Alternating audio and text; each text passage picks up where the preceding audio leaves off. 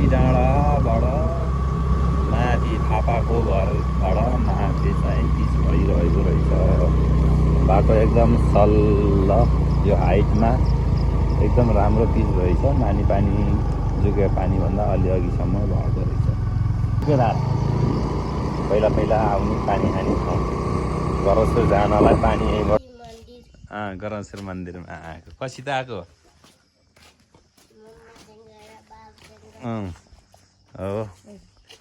आज मौसम पुरै कुहिरोले ढाकेको छ, खुलेको छैन एकदम।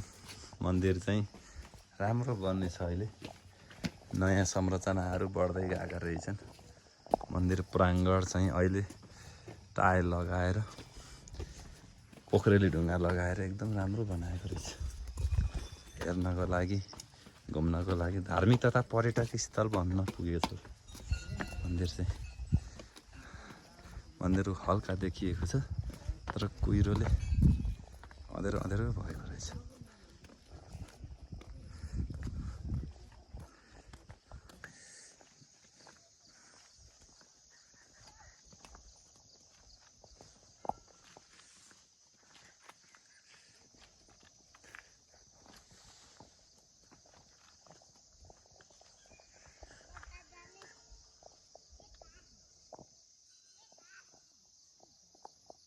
बिहानपखको समयमा गरौँसुर मन्दिरको पछाडिपट्टि बनेको यो अत्यन्त सुन्दर संरचनाहरूलाई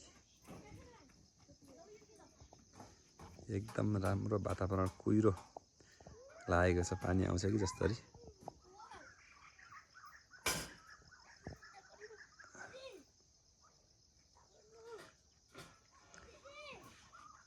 नानी बाबुहरू तल खेलेर मनोरञ्जन गरिरहेका छन्।